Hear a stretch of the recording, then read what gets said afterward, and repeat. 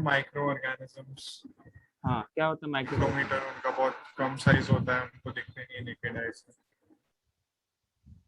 थोड़ा सा ना 12th के स्टूडेंट हो तो थोड़ा 12th के हिसाब से थोड़ा डेफिनेशन बताओ।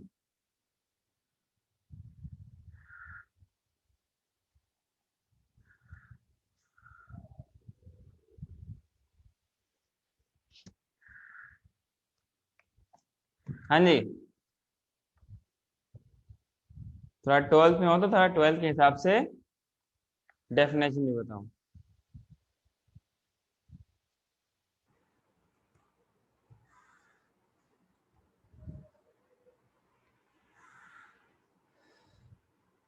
चलो ठीक है, तुम लोग साधु संत हो, तुम लोग बोलने वाले हो नहीं।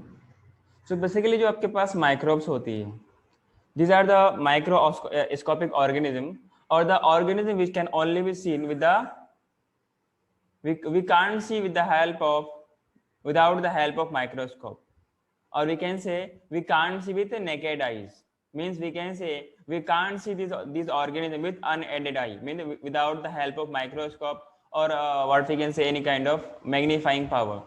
We can't see these organisms, and these are known as microbes या फिर माइक्रो ऑर्गेनिज्म बोलते हैं। And the scientist who study related to microbes उसको क्या बोलते हैं?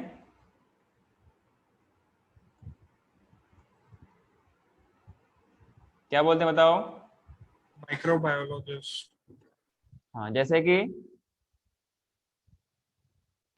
कोई माइक्रोबायोलॉजिस्ट नाम बताओ।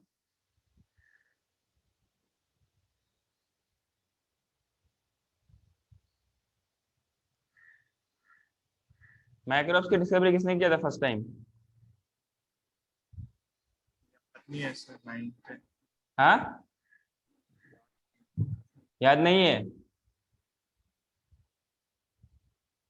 फर्स्ट लिविंग सेल किसने डिस्कवर किया था? डॉन वॉन न्यूमॉक।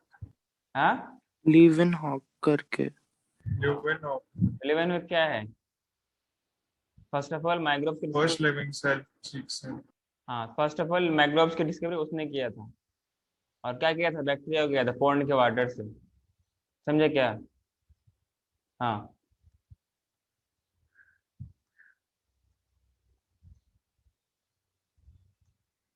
So microbes, सही तो लिखा ना? Microbes are those organisms which can be seen only with the help of microscope, ठीक है ना?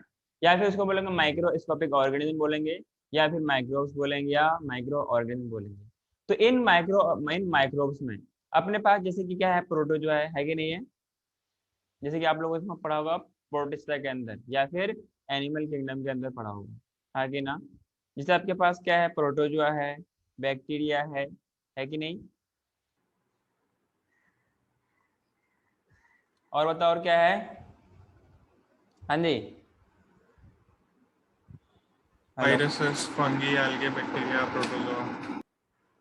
फंजी फंजाई है, कुछ वायरसेस हैं, पर वायरसेस को हम लोग इनके माइक्रोब से कैटेगरी में नहीं लाते हैं ना, क्योंकि ये ऑर्गेनिज्म नहीं होते। ये एक इंटरमीडिएट इन्फेक्शियस वायरल एजेंट होते हैं, जो कि अगर होस्ट के अंदर रहा तो लिविंग होगा, अदरवाइज ये क्या है, डेड है। समझा कि नहीं? तो यहाँ पे वैसे बात करेंगे माइक्रोब्स में, आपके पास कुछ वायरस भी आएगा, ठीक है? प्लांट के वायरस हो गए, एनिमल के वायरस हो गए, क्लियर है क्या? So they will be microscopic plant viruses. हाँ जी, माइक्रोस्कोपिक प्लांट वायरसेस। दूसरा और बताइए। हाँ जी, माइक्रोस्कोपिक प्लांट वायरसेस। और एक होता है आपके पास वायराइड्स। वायराइड्स और वायरस में क्या डिफरेंस है, भूमिका?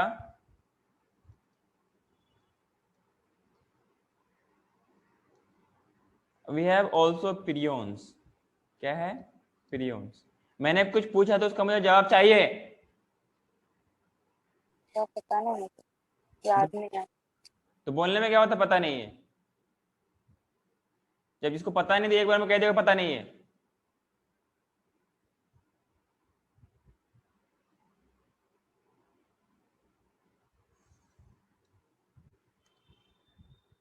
हाँ जी, बताओ वायराइड्स और वायराइड में क्या फर्क है?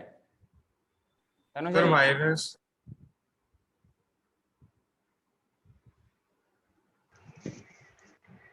सर वायरस मतलब सिर्फ आरएनए होता है अच्छा, और वायरस सॉरी हेलो सर हाँ सर, आवाज आ रही है सर। सर वायरस में आरएनए के अलावा भी मतलब जेनेटिक मटेरियल भी होता है दोनों न्यूक्लिक एसिड अच्छा, गूगल करके बोल रही है? नहीं सर कैमरा में देख रहे हो आपने गूगल नहीं किया? नहीं पक्का? नहीं समर्थ, यस सर। प्रियॉन्स क्या होता है? सर प्रियॉन्स में सिर्फ प्रोटीन कोड होता है, जेनेटिक मटेरियल नहीं होता है, और वायरस में प्रोटीन कोड जेनेटिक मटेरियल दोनों होता है। अच्छा, प्रियॉन से कौन सा डिजीज होता है? Mad cow disease. हाँ, मैड काउ डिसीज। ये सवाल नेट में पूछा गया है कि मैड काउ डिजीज किससे होता है। ठीक है, 2018 या 19 में पूछा गया है ये। ठीक है, यस सर।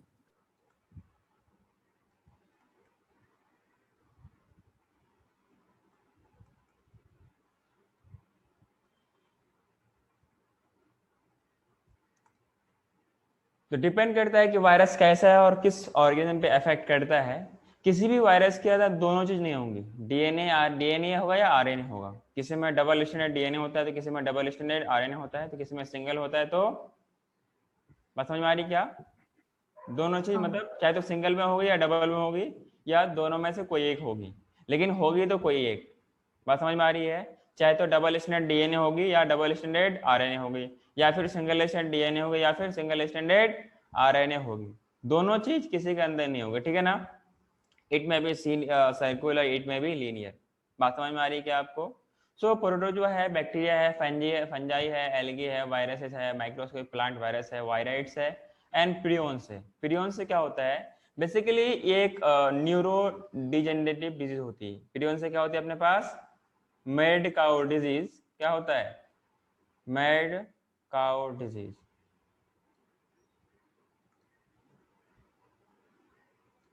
क्लियर है क्या?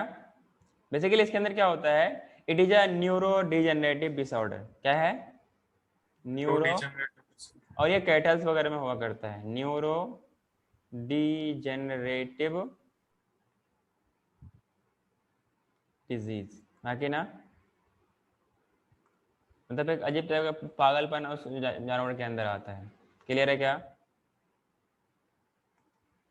बात समझ में आया आप लोगों को? हाँ सर। अगर हम लोग बात करें कि जो अभी आपके पास ऑर्गेनिज्म है, माइक्रोब्स वगैरह है, जैसे kingdom among the living organism that contains micro organism, तो उस किंगडम का नाम क्या है? Kingdoms among the living organism contains micro organism, उसको क्या बोलते हैं हम लोग? उस किंगडम का नाम क्या है जिसके अंदर एनिमल किंगडम में ही आते हैं ना। कौन एनिमल किंगडम के अंदर आता है? सर आप क्वेश्चन रिपीट करेंगे? आपके एनसीईआरटी के पहले पेज में क्वेश्चन पूछा है, क्लास 11 के जो यहाँ पे टर्म लिखा है क्लास 11, उसके बाद लिखा है do you remember which kingdom among the living organism contains micro organism, उसी का आंसर चाहिए। किंगडम मोनेरा प्रोटेस्टा मोनेरा में हाँ, so it will be the Monera. ठीक है, हाँ सर प्रोटेस्टा में पर माइक्रोब्स रहेंगे ना? होते हैं बहुत कम उसमें, लेकिन जो माइक्रोब्स से जो फेमस है वो आपके पास क्या है? मोनेरेंस है, मतलब kingdom monera. These are the microscopium. And monera के जो सोल मेंबर्स है वो कौन होते हैं? बैक्टीरिया। बैक्टीरिया। ये मेरी लाइन नहीं है, एनसीईआरटी की लाइन है, आपको पता होना चाहिए, और ये नीट में पूछा गया line. The sole members of monerans are bacteria है, वायरस है, फंजाई है, क्या है? ठीक है ना? So we have microbes are the diverse organism containing protozoa, bacteria, viruses, plant viruses, viroids, prions.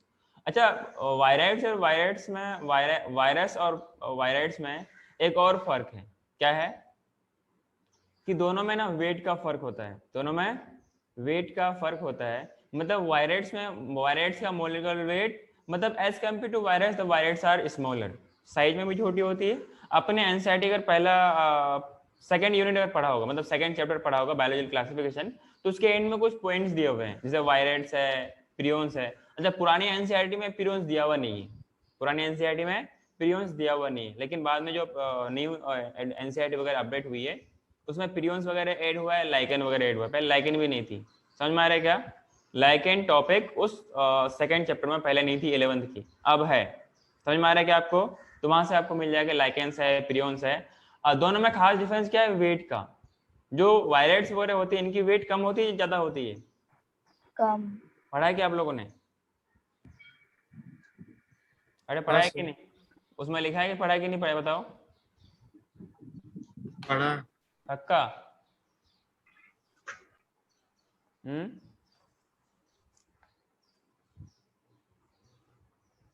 हाँ जी, पहले लाइकेन तो था पर वायराइड्स और वायरसेस नहीं था, ठीक है ना? तो इसमें आपको इसमें कुछ पॉइंट्स मिलेगा एनसीईआरटी वाले में कि in addition to protein viruses contain genetic material that could be either DNA or RNA. Clear है? No virus contain both RNA and DNA. ये नीट में सवाल, ये जो लास्ट का पैराग्राफ है ना, इससे कई बार सवाल पूछे गए हैं, ठीक है क्या? एनसीईआरटी के पेज नंबर 26। और जो प्रोटीन कोट होते हैं किसके? वायरसेस के, उसको हम लोग क्या बोलते हैं? जो छोटे छोटे यूनिट से बने होते हैं उसको क्या बोलते हैं हम लोग? कैप्सिड बोलते हैं। क्या बोलते हैं? कैप्सिड। कैप्सिड। हाँ, और पूरा का पूरा सेट को क्या बोलते हैं? कैप्सोमियर बोलते हैं। They do not have any kind of membrane. बात समझ में आ रही है कि आपको? बट एक कोटिंग होती है। अब viruses that are nucleoprotein as well as genetic material is infectious. कौन कौन से? तो इन्फेक्शियस में क्या आपके पास होगी? अरे इन्फेक्शन में क्या आपके पास होगी? उनके न्यूक्लियर प्रोटीन्स और उसका जेनेटिक मटेरियल। यही इन्फेक्शन, मतलब यही इन्फेक्शन को कॉज करता है। जनरली जो वायरस प्लांट को इन्फेक्ट करते हैं उनके पास SSRNA मतलब सिंगल स्टैंडर्ड आरएनए होती है या फिर डबल स्टैंडर्ड डीएनए होती है। बस समझ में आ रही क्या? बैक्टीरियल वायरसेस मतलब ऐसा वायरस जो कि बैक्टीरिया को इन्फेक्ट करता है, और bacteria that is infected by virus उसको क्या बोलते हैं हम लोग? Bacteria that has been infected by virus क्या बोलते हैं उसको? बैक्टीरियोफेज बोलते हैं। वो वायरस को बोलते हैं। हाँ, क्या बोल रहे हो? once again, जब सर वो बैक्टीरियोफेज वायरसेस इन्फेक्ट करते हैं। एक्चुअली जो वायरस इन्फेक्ट करता है उसको हम क्या बोलते हैं? बैक्टीरियोफेज बोलते हैं ना। तो बेसिकली जब वो किसी बैक्टीरिया को इन्फेक्ट करता है तो बैक्टीरिया वो रहता ही नहीं है, वो तो वायरस की तरह काम करता है। That is also known as bacteriophage. बात समझ में आ रही है क्या? तो बैक्टीरियोफेज का मतलब होता है वायरस इन्फेक्टेड बैक्टीरिया। बात समझ में आ रही है? तो ये भी आपके पास क्या होंगे? that infects the what we can say bacteria, and these are double stranded DNA वाला वायरस। बात समझ में आ रही है कि आपको? the protein code called as capsid made of small sub unit, उसका नाम क्या है? कैप्सोमियर्स। आगे ना, बात समझ में आ रही है आप लोगों को क्या? and protects the nucleic acid from further, जो कि उसको डिजेनरेट करे, उसको डिजेनरेट होने से या उसको डिस्ट्रॉय होने से रोकता है। कौन? कैप्सोमियर और कैप्सिड, ये दोनों मिल करके। बात समझ में आ रही है क्या? and these capsomeres are arranged in helical और polyhedral geometrical form। जैसे कि आप लोगों ने पढ़ा होगा ज्योमेट्रिकल आइसोमर और ऑप्टिकल आइसोमर, इस तरह पढ़ा है ना। तो जैसे वहाँ पे अरेंजमेंट की बेस पे लोग पढ़ा, वैसे यहाँ पर भी इनका स्ट्रक्चर कुछ वैसे ही अरेंज्ड होती है। क्लियर क्या? Viruses cause disease like mumps, small pox, herpes, influenza. एक बहुत ड्रेडेड डिजीज है, मतलब मैलिग्नेंट डिजीज है, that is AIDS, that is caused by HIV। AIDS का फुल फॉर्म कोई बताएगा क्या? एड्स का full form? Acquired immunodeficiency syndrome. HIV का तनुश्री?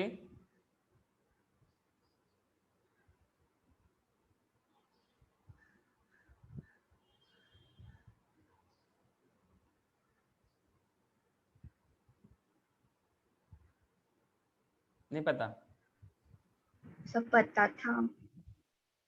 पर खा गए। चलो कोई नहीं। भूमिका, sir human deficiency one second. Human deficiency human deficiency, immuno deficient human immuno deficient क्या ह्यूमन डेफिशिएंसी वायरस देख के बोल रहे क्या? नहीं पक्का याद था। हाँ याद था? अच्छा, वहीं पर क्या है, ये सवाल पूछा गया है कि जो एनिमल वायरस होते हैं, मतलब एनिमल वायरस का मतलब क्या, ऐसे वायरस जो एनिमल में डिजीज कॉज करता है, वो तो चाहे तो आपको सिंगल स्टैंडर्ड मिलेंगे या डबल स्टैंडर्ड मिलेंगे। जनरली जो प्लांट वायरस होते हैं वो कैसे होते हैं, सिंगल स्टैंडर्ड आरएनए होती है। बात समझ में आ रही है क्या? और जो एनिमल वायरस होता है वो क्या होंगे आपके पास, चाहे तो single standard double standard RNA होगी या फिर डबल स्टैंडर्ड डीएनए होगी। जो वायरस एचआईवी होती है वो होती क्या है, ये तो होती है आरएनए, पर अपने बॉडी में इंटर करने के बाद वो क्या बनाता है, डीएनए बनाता है। जो आप यहाँ पे अपने सेल्स की जो कॉपी होती है अपने जहाँ पे डीएनए बनती है, तो उनके मशीनरी को ये हैक करती है, जो वो अपना डीएनए बनाता है, उसी दौरान इसका भी बहुत सारा बन जाता है, और फिर वो अपने what we can say virus making machinery की तरह या फैक्ट्री के तौर पे काम करता है। बात समझ में आ रही है क्या आप लोगों को? दूसरा पॉइंट है आपके पास, अच्छा हाँ, ये जो मैंने बोला था कि mad cow disease causes mad cow disease, ये 2019 के नीट में पूछा गया था, ठीक है ना। दूसरी बात यह है आपके पास वायराइड्स के बारे में। वायराइड्स जो that was discovered by T O Diener as a new infectious agent that was smaller than the viruses. क्या था वो, वायरसेस से वो छोटे थे। जैसे कि वो डिजीज कॉज करता है potato spindle tuber disease, and it was to be free to be a free DRNA, मतलब हैविंग नो प्रोटीन्स। बात समझ में आ रही है क्या? means it has no coating, means it lacked protein coat that is found in viruses, hence they are known as virids। हाँ कि ना?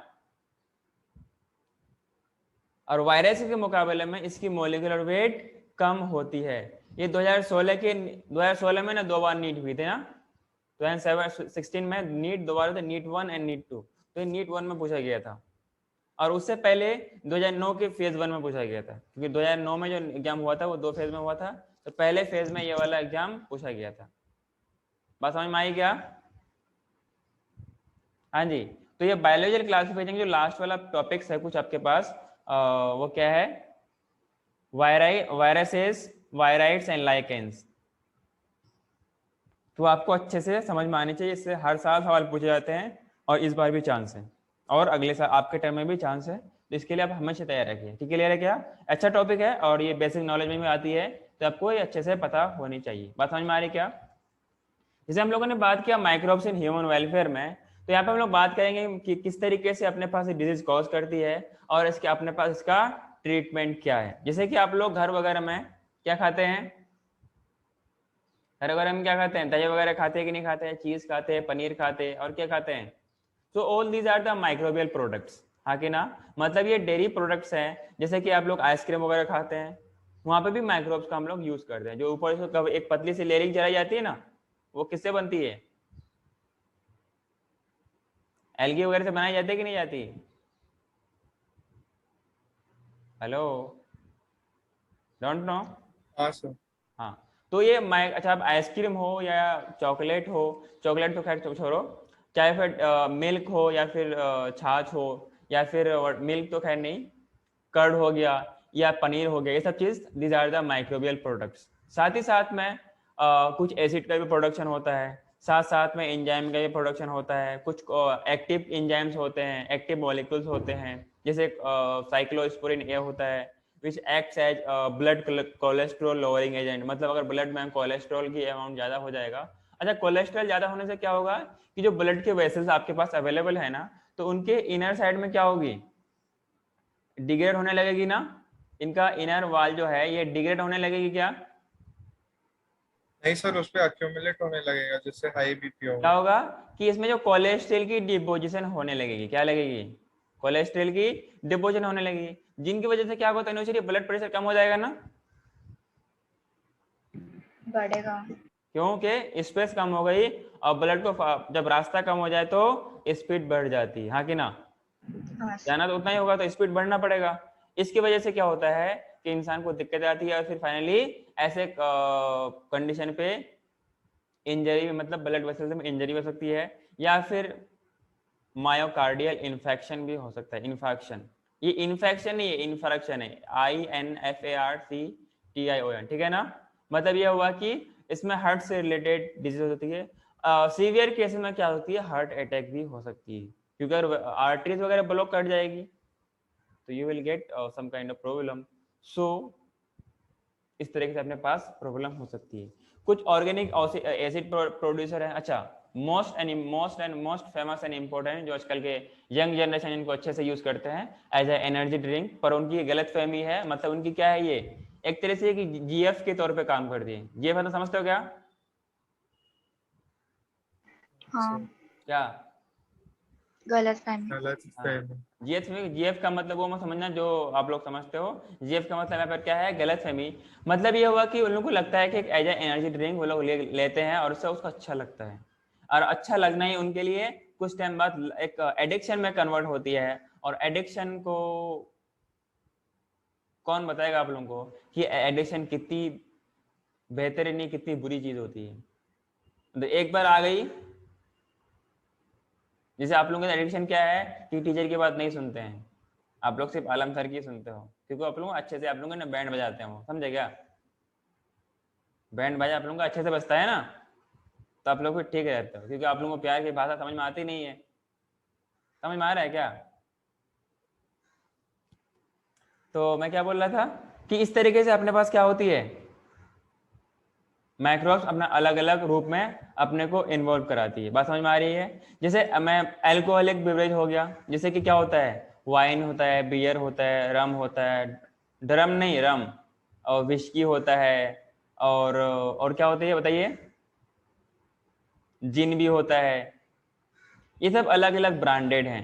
आप लोग शायद मुझसे बेहतर जानते होंगे, अपन से पढ़ा पढ़ा है, हकीकत तो पता नहीं, कभी कभी बोतल वगैरह कहीं देख लिया हूँ, कहीं पढ़ा रहता है तो।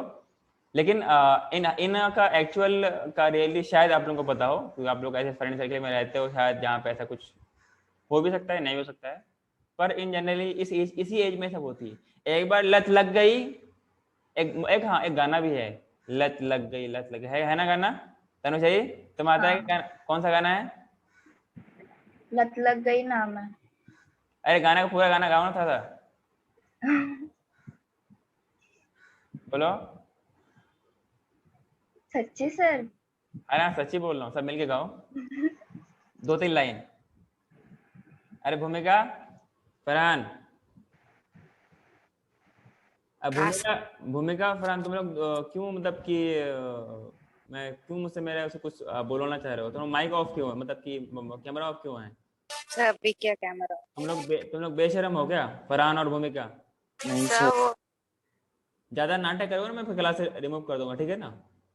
सर मेरे डिवाइस में इशू है। डिवाइस में तुम्हारे दिमाग में ही इशू है ना, इसलिए तुम पढ़ाई करते ही नहीं हो। तुम्हारे से मैं नहीं करूँगा, तुम्हारे सारे टीचर तुम्हारी दुआई करते हो, पढ़ता ही नहीं तो पढ़ता ही नहीं है। हाँ जी बोलो बोलो, मैं कुछ बोला था, लत लग गई गाना। चलो ठीक है मत गाओ, तुम लोग शर्मा हो, जात के शर्मा हो, ठीक है ना। सो जैसे कि आपके पास क्या है, तो इसको बोलते हैं एडिक्शन, जो एक बार पकड़ती है ना, इसलिए कोटेशन भी है कि bad habit bones very easily but dies very hardly. यही रिवर्स है गुड हैबिट्स के लिए, अच्छे हैबिट्स के लिए। तो अच्छे हैबिट्स आप लोगों के अंदर आ नहीं रही है, बैड हैबिट जरूर आ जाएगी, आगे ना। शुरू शुरू में तुम लोग कितने शरीफ बन के रहते थे, जो थोड़ा पुराने हुए तुम लोग अपनी औकात पे आ गए, हाँ ना, कि हम सर हम तो ऐसा ही है, समझे क्या? खैर उससे मेरा कुछ नहीं बिगड़ने वाला है, आज तुम हो कल नहीं, पढ़ोगे तो अच्छा रहेगा, अच्छे से याद करेंगे, वरना आदमी का टाइम कहाँ था कि अपने बच्चों को फिर याद करता रहेगा, समझे क्या? सो आपके पास एल्कोहलिक है, तो एक होती है प्रोसेस फर्मेंटेशन। अच्छा, फर्मेंटेशन की डिस्कवरी किसने किया था? फर्मेंटेशन की डिस्कवरी किसने किया था?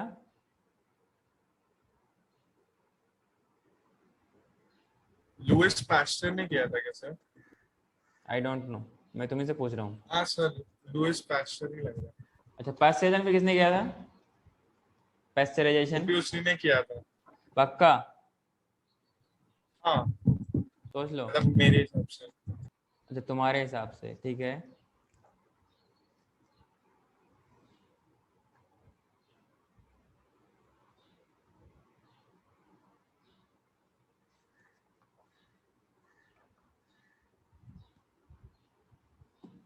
अच्छा, अलेक्जेंडर फ्लेमिंग क्या किया था? अलेक्जेंडर फ्लेमिंग क्या किया था? क्रोमैटिन को डिस्कवर किया। क्रोमेटिन को, गुड। तो ये लुइस पास्चर आपके पास, इसने क्या किया था 1857 में? क्या किया था? फर्मेंटेशन को उसने डिस्कवर किया था, क्लियर है। अलेक्जेंडर फ्लेमिंग वो ये किया था, तुम लोग की तरह बेहुदा थोड़ा ना था वो क्या था? Antibiotics, first of all antibiotics की डिस्कवरी, ठीक है ना। सो एंटीबायोटिक्स हो गया, जिसे कहाँ से बनता है ये? पेनिसिलियम से। नाम क्या है? सर स्मॉल पॉक्स के अगेंस्ट ना? पागल हो रहा है क्या तू? स्मॉल पॉक्स की जगह में पेनिसिलिन लगता है? हाँ सॉरी, वो सब वैसा मिक्स हो गए। हाँ समझा समझा। वो एडवर्ड जेनर था जो कि वैक्सीन के बारे में, first of all vaccine, small pox का वैक्सीन हाँ हाँ डिस्कवरी किया था, ठीक है क्या। सो इस तरीके से आपके पास क्या हो गया, ड्रिंक्स वगैरह हो गया, बेवरेज वगैरह हो गया, एंटीबायोटिक्स हो गया, एंजाइम्स हो गया, ऑर्गेनिक एसिड हो गया, चीज हो गया, पनीर हो गया। अच्छा, चीज में ना डिपेंड करता है कि हम कौन सा बैक्टीरिया को यूज करते हैं, उसी हिसाब से आपके पास चीज भी बनती है। कुछ सॉफ्ट होती है, कुछ मीडियम होती है, कुछ हार्ड होती है। तो डिपेंड करता है कि आप कौन सा माइक्रोब्स यूज करते हो, उसी हिसाब से वो आपके पास उसके टेक्सचर और वी कैन से फ्लेवर बनते हैं। कुछ पेस्टिसाइड बनाने में काम करते हैं, कुछ फर्टिलाइजर बनाने में काम करते हैं, ठीक है। उसको बोलते हैं microbes as a bio fertilizer. कुछ होते हैं biological control of pest as well as disease. कुछ होते हैं आपके पास इंसेक्टिसाइड्स। फिर सिंगल सेल प्रोटीन होती है, एल्कोहल एज अ फ्यूल होती है, plant source of hydrocarbon for producing petroleum होती है। तो इन सब का यूज हम लोग माइक्रोब्स की ह्यूमन वेलफेयर में बात करते हैं। तो इतनी बात आप लोगों को समझ में आई क्या? अगर आपने लिख लिया तो मैं आगे बढ़ूं। हेलो,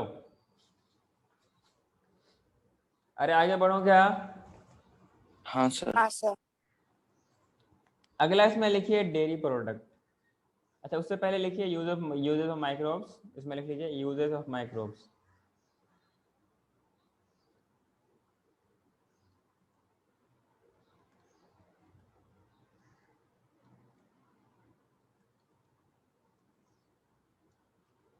अच्छा, ये जो आपका अलग अलग जो ड्रिंक्स होती है, इसमें जो नशा होते हैं, अच्छा नशे को इंग्लिश में क्या बोलते हैं तनुश्री? नशे को इंग्लिश में क्या बोलते हैं?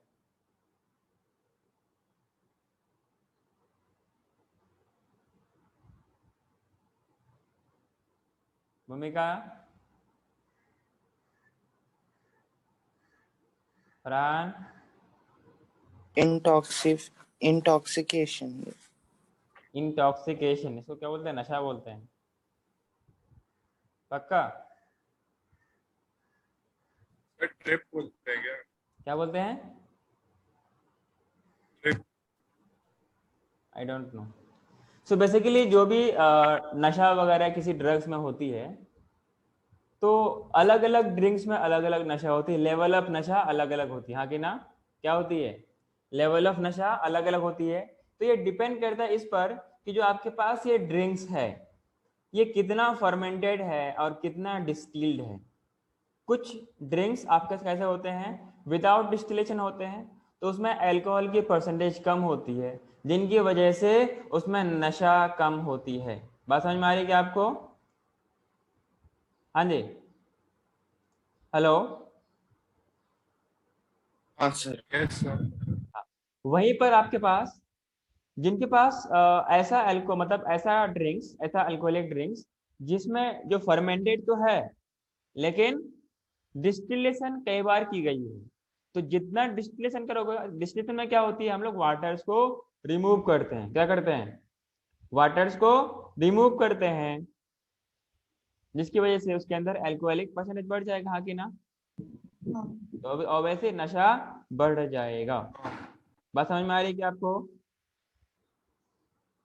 हाँ, फरहान ने कुछ बोला था इसके बारे में, इंटॉक्सिकेशन के बारे में, तो वही बोलते हैं इंटॉक्सिकेशन, या इसके लिए एक प्रॉपर टर्म भी होता है, इतना टफ वर्ड यूज करने से क्या फायदा। तो यूज ऑफ माइक्रो में पहला लिखिए डेयरी प्रोडक्ट, पहला क्या लिखिए? डेयरी प्रोडक्ट, ठीक है, जो आप लोग डेली यूज करते होंगे, डेयरी यूज नहीं, डेली यूज करते हैं, ठीक है। पहला अपना कर्ड है। कर्ड की फॉर्मेशन कैसे होती है बताना? लैक्टोबैसिलस। Lactic acid.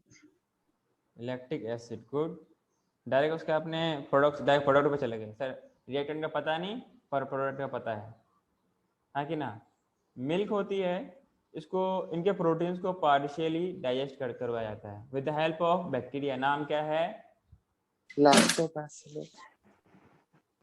अच्छा, लैब में और लैक्टोबैसिलस में क्या फर्क है? शॉर्ट फॉर्म्स का। इतना तमाशा मारूंगा तुम्हारा ना, दिमाग दिमाग दुरुस्त हो जाएगा। लैक्टोबैसिलस एसिडोफिलस ऐसा है क्या मतलब? Lactobacillus acidophilus. वो आपने एक बैक्टीरिया का नाम बताया। लैब LAB के आपको बुक में लिखा हुआ है ना, LAB लिखा हुआ है और लैक्टोबैसिलस लिखा हुआ है। तुम लोग ना बेशरम की तरह हंसा मत करो, ठीक है? आंसर दे नहीं पाते हो, सिर्फ बेशरम की तरह हंसते रहते हो। हाँ बोलो। लैब की फुल फॉर्म होता है लैक्टिक एसिड बैक्टीरिया। क्या होती है? लैक्टिक एसिड बैक्टीरिया होती है। बात समझ में आ रही है क्या? ये जो सर आपके तो सेम ही हुआ ना। कहाँ सेम हुआ? तुमने क्या बोला? सेम ही है कैसे सेम है? किसने टर्म बोला ही नहीं? सर। लैक्टोबैसिलस ही तो लैब है sir. Basically lactic acid bacteria is a group of bacteria, जिसमें से एक मेंबर है कौन? लैक्टोबैसिलस। बात समझ में आ रही है? Lactic acid bacteria Yes, those sir. Bacteria which produces lactic acid. तो ऐसी एक ही बैक्टीरिया थोड़ा होगा जो कि लैक्टिक एसिड प्रोड्यूस करता है। तो this are the group of bacteria. बात समझ आ रही है? इसको बोलते हैं लैब। ये प्रैक्टिकल लैब, केमिस्ट्री और फिजिक्स लैब नहीं है, ये बैक्टीरिया का लैब है। बात समझ में आ रही है? जो कि लैक्टिक एसिड प्रोड्यूस करता है। बात समझ में आ रही है क्या? वो उसमें से एक आपके पास एग्जाम्पल क्या है, बोलिए? लैक्टोबैसिलस, क्या नाम है? अच्छा, ये इसका शेप कैसा होता है? लैक्टोबैसिलस का शेप कैसा होता है बताओ? Hello, rod shaped. एनसीईआरटी देख लिया क्या? नहीं सर, मुझे याद था। हाँ। रॉड शेप्ड के एग्जांपल सारे है। सारे शेप ऑफ बैक्टीरिया को पता होना चाहिए। मुझे बताना पड़ेगा क्या आपको? कहीं पे लिखा हुआ नहीं तो लिख लो। आपके पास जनरली 4 शेप ऑफ बैक्टीरिया होती है, हाँ कि ना? हेलो, हाँ सर। तो इसको आप लोग लिख लीजिए। बेसिलस बोलते हैं रॉड शेप्ड। क्या बोलते हैं? बेसिलस को बोलते हैं rod shape. God shape. Cocky या कॉकस को बोलते हैं स्फेरिकल शेप। कॉकी या कॉकस, कॉकी है प्लूरल, कॉकस है सिंगुलर। ये 4 टाइप्स ऑफ बैक्टीरिया है। पहला मैंने बोला बेसिलस, दूसरा मैंने बोला कॉकी या कॉकस, और बेसिलस का सिंगुलर क्या होता है? बेसिलस, ठीक है, that is spherical in shape. तीसरा है स्पाइरिला। तीसरा क्या है? इसका सिंगुलर होगा spirillum, and this is spiral in shape. Spiral shape. चौथा है विब्रियो। चौथा क्या है? Vibrio, comma shape. Coma shape. तो ये 4 शेप ऑफ बैक्टीरिया आपको पता होना चाहिए, एग्जाम में कई बार पूछी गई है, ठीक है क्या? हेलो, हाँ सर। ये आपके पास हो गई क्या? अच्छा, ये जो आपके पास लैक्टोबैसिलस है, ये बेसिकली क्या है? जो मिल्क के अंदर प्रोटीन है, इसको क्या करता है?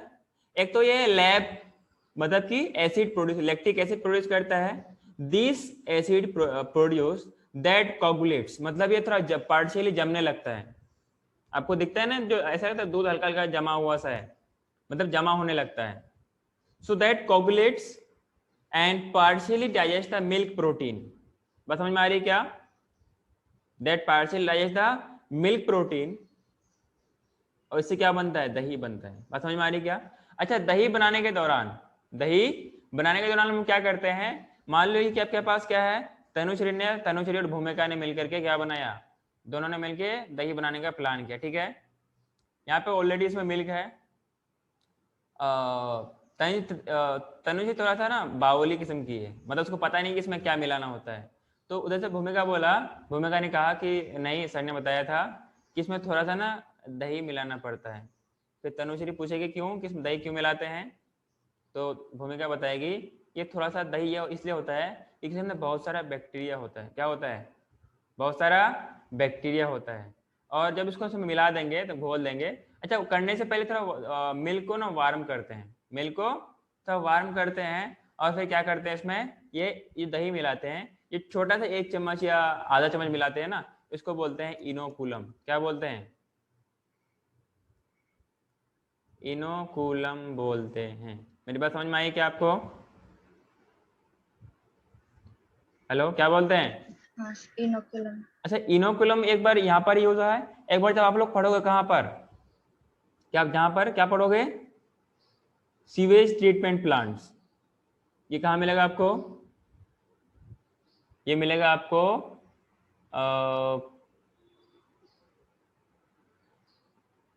कौन सा पेपर था यार, बायोटेक था, स्ट्रेटेजी में फूड प्रोडक्शन हो गया आपका, बायोटेक बायोटेक्नोलॉजी एप्लीकेशन।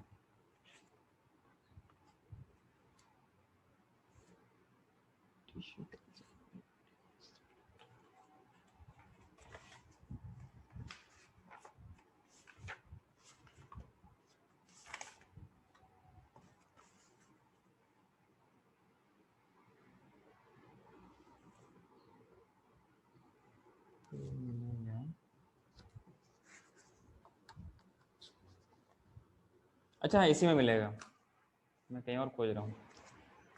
तो जहां पर आप लोग याद करोगे कि जो भी आप लोग घर में वेस्ट प्रोड्यूस करते हो, चाहे तो डायरेक्टली किचन से हो या फ्रॉम द वॉशरूम, तो all this has to be treated before it is release in the water bodies. बस समझ में आ रही है क्या? वाटर, क्योंकि इसके अंदर क्या होती है, बहुत सारी टॉक्सिक केमिकल्स होती है। जैसे आप लोग वॉशरूम साफ करते हो, कभी एसिड यूज करते हो, कभी फिनाइल यूज करते हो, और भी सारे चीजें होती है, या फिर कुछ बायोडिग्रेडेबल चीज होती है। इनको डिग्रेड करने के लिए ऑक्सीजन का कंज्यूम करना पड़ेगा।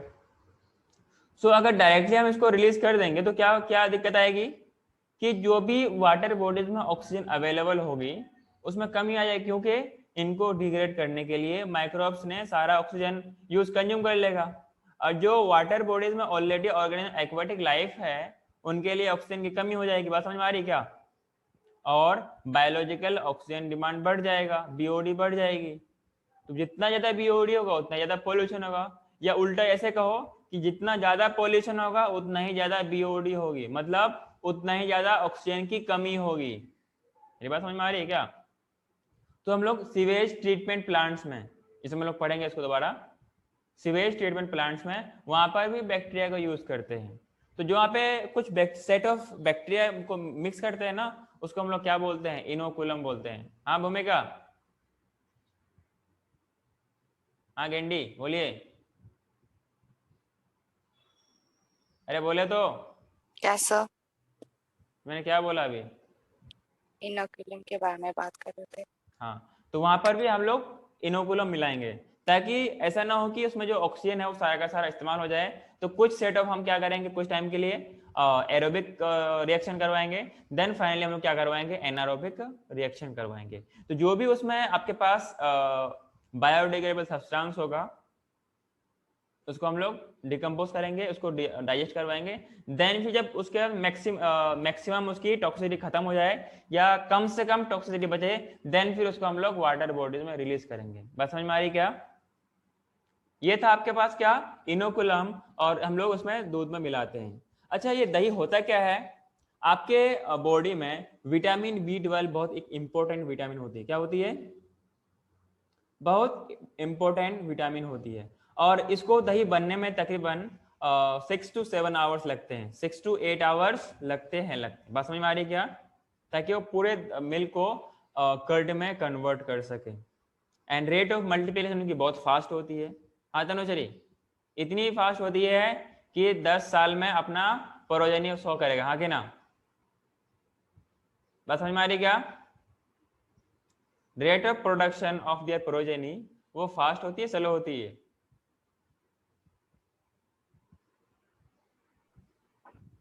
स्लो।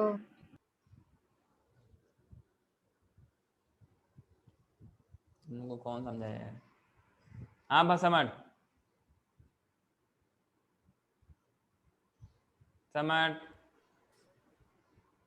मतलब तुम लोगों ने अभी तक रिप्रोडक्शन और सेक्सुअल असेक्सुअल दोनों में डिफरेंस समझा नहीं ना? सर अब क्वेश्चन फिर से बोल, मैंने सुना ही नहीं था। तो बिना सुन के आंसर दे दिया? मेरे को लगा ऐसा कुछ तो। मेरे को लगा, मैंने ये पूछा कि rate of production of bacteria slow होती है फास्ट होती है? फास्ट। फास्ट नहीं, बहुत ही फास्ट होती है। बात समझ में आ रहा है? बैक्टीरिया। हाँ, और इकोलाई हर 20 मिनट पे मल्टीप्लाई करता है। इकोलाई हर 20 मिनट पे मल्टीप्लाई करता है। जब आप लोग पढ़ोगे ना, कहाँ पर जहाँ पर पढ़ोगे आप लोग इकोलॉजी में, मतलब कि इकोलॉजी नहीं, माइक्रो मॉलिक्यूलर जेनेटिक्स में, वहाँ पे इकोलाई का यूज किया जाता है। तो हर 20 मिनट पे वो मल्टीप्लाई करती है। एक नंबर नहीं, मतलब वो मिलियंस ऑफ नंबर में प्रोड्यूस करते हैं। सोच पूरे रात भर में कितना वो बनाएगा। बेसिकली हम लोग क्या खाते हैं? बैक्टीरिया खाते हैं। हाँ कि ना? और ये क्या करता है अपने बॉडी के अंदर जाने के बाद? विटामिन B12 की न्यूट्रिशनल क्वालिटी को बढ़ाता है। क्या करता है? ये तो कर्ड होती है, thus the converting milk to curd which also improves the nutritional quality of vitamin B12 in our stomach। यही जाकर के क्या करता है? ये जो बैक्टीरिया आपके पास है, it plays a very important role in checking the disease। क्या कोई अदर माइक्रोब्स तो नहीं है? अगर उसको है तो उसको डिस्ट्रॉय करने की कोशिश करता है। बात समझ में आ रही है क्या? कौन? यही bacteria, lactic acid bacteria plays a very important role in checking disease during the microbes। मेरी बात समझ में आ रही है क्या? हेलो? हाँ सर। आगे बढ़ूं क्या मैं? हाँ सर। दूसरा लिखिए चीज। चीज किसका किसका फेवरेट है? जीभ से पानी आ रहा है क्या आप लोगों का? हाँ जी? नहीं सर। मतलब फेवरेट नहीं, चलो अच्छी बात, पर मेरा फेवरेट है। मटर पनीर, छोले पनीर, राजमा पनीर, ठीक है, मैं ऐसा यूज करता हूँ। ठीक है, सो चीज हो गया, पनीर हो गया। अच्छा, ये ऐसे बनता नहीं ना, जैसे हम लोग दही बनाते हैं, कुछ सेम प्रोसेस यहाँ पर भी होता है, पर थोड़ा सा उनका तरीका अलग होता है, जिनकी वजह से वो दही के बजाय क्या बनता है? पनीर बनता है। जब उसको पार्शियली डाइजेस्ट करवाता है, नींबू मिलाया जाता है, फिर कुछ और भी मिला करके इसको पार्शियली डाइजेस्ट कराते हैं, हाँ कि ना? डाइजेस्ट करने के बाद जो वो हो गया, तो उसके अंदर जो वाटर कंटेंट होता है ना, उसको रिमूव कर, उसको मतलब हटा दिया जाता है, मतलब किसी चीज क्लॉथ से उनको छाना जाता है। बात समझ में आ रही है क्या? जो पानी सारा निकल जाएगा, जो उसके अंदर सिर्फ जो पनीर वाला कंटेंट बचेगा, उसके प्रॉपर शेप में ना फिर उसको प्रेस किया जाता है। जो अब मार्केट में जो पनीर आपको दिखता है ना, ये ऐसा होता नहीं है, एक्चुअली मिल्क होता है। ये क्या होता है? मिल्क होता है, और ये बिल्कुल दही की तरह होता है। बात समझ में आ रही है क्या? और इसके अंदर वाटर कंटेंट को छान लेते हैं, और ये छना हुआ जो पार्ट, मतलब द रिटेंटेड जो पार्ट होती है, याद है रिटेंटेड से कुछ हम लोग कहाँ पढ़ा था? हाँ, बायोमोलिक्यूल्स। बायोमोलिक्यूल्स में रिटेंटेड एंड फिल्ट्रेट। जो रिटेंटेड होती है, इनको एक प्रॉपर शेप दी जाती है और हाई प्रेशर में उसको दबाया जाता है, मतलब किसी वेटफुल सामान से इसको कंप्रेस किया था, किसी मशीन से प्रेस किया था होगा, ताकि एक प्रॉपर शेप में आ जाए। क्लियर है क्या? आप लोगों ने लिविंग वर्ल्ड कितने लेक्चर में पढ़ा था? लिविंग वर्ल्ड कितने लेक्चर में पढ़ा था? याद नहीं सर सर। बहुत बहुत डीप पढ़ा था सर, एकदम BSc लेवल का पढ़ा था। अच्छा, लेकिन अभी जो मुझे तो 2 ही लेक्चर में खत्म कर दिया था, बैकअप लेक्चर में। तुम्हारा अलग अलग, अच्छा तुम लोग अलग अलग थे क्या? नहीं मतलब, हाँ मैं अलग थी बस, एंड ये लोग सब, मतलब मैंने जरा लेट एडमिशन लिया था 1 महीना, तो मेरा बैकअप लेक्चर में होता था। इसलिए हम लोग का तो सर ऑलमोस्ट 1 महीना लगा था। लिविंग वर्ल्ड बहुत पागल है क्या खतरनाक तू? पढ़ाया था सर। सर सच्ची सर, नोट्स सर इतना बड़े बड़े नोट्स है सर। लिविंग वर्ल्ड और बायोलॉजिकल क्लासिफिकेशन में पूरा बुक खत्म हो गया था मेरा। मेरा भी सर, एक बुक पूरा लिविंग वर्ल्ड का है। कौन सा बुक लिया भाई? सर जिया सर बहुत खतरनाक पढ़ाते थे सर। कौन सा बुक में, जैसे पूरा एक ही बुक से लिविंग वर्ल्ड पे ही एक सर ऐसा बुक? लग रहा था सर नीट एडवांस का तैयारी कर रहे हैं। थोड़ा पतला है नोटबुक का, पर तब भी सर। अच्छा नोटबुक था, मुझे लगा बुक भाई। मैं कौन सा बुक में लिविंग वर्ल्ड और बायोलॉजिकल क्लास में आ गया है, वही तो मैं कह रहा हूँ। मैंने इन लोगों को 10 लेक्चर में पढ़ाया ना। अगर मैं तुम दोनों को, तुम लोगों को और 11th वालों को खड़ा करो ना, तुम लोग कहीं नहीं उसके सामने टिकोगे। सोचो तुम लोग क्या हो, ठीक है ना? ना तुम लोगों को खड़ा करो एक तरफ। एक क्वेश्चन आता है सर, उससे क्या ज्यादा फर्क पड़ेगा? क्या ज्यादा फर्क पड़ेगा? ये तो तुम लोग ही गलत हाँ फहमी सर, है। एक ही क्वेश्चन आता है, सॉल्व कर देंगे सर। और वही क्वेश्चन है जो तुम लोग नहीं कर पाए तो? कर देंगे सर, एक ही क्वेश्चन है अभी, जो जिसमें ज्यादा क्वेश्चन है उसको ज्यादा अच्छे से पढ़ना चाहिए ना। ये तुम लोग की ना पागलपन है। चैप्टर में दिया तुम्हें हर चीज आनी चाहिए।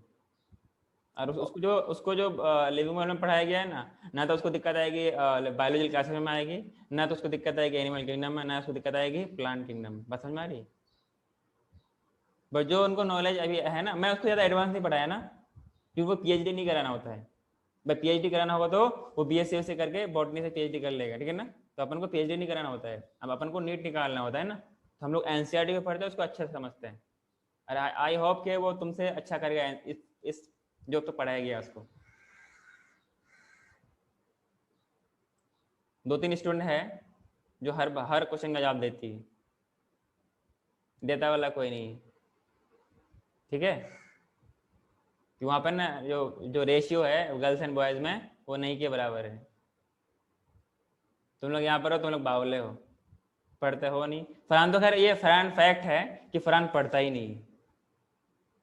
फरहान सिर्फ यहाँ वहाँ घूमता है, फोटो अपलोड करता है, बस ये सब उसका काम रह गया है। और भी बच्चे हैं मेरे क्लास में जो यहाँ वहाँ घूमते हैं, कभी प्रोफाइल चेंज करते, कभी ये करते, कभी वो करते। ऐसे कर करके आप लोगों का टाइम बीत जाता है। कोई नेल बाइट करता है, ठीक है ना? तो हम लोग बात करते हैं चीज क्लोथ, मतलब चीज के बारे में, मतलब पनीर के बारे में, ठीक है ना? So as a one of the oldest food item जो आपके पास पनीर है, क्लियर है क्या? और इसको डिफरेंट वैरायटी ऑफ चीज बनती है, क्लियर है क्या?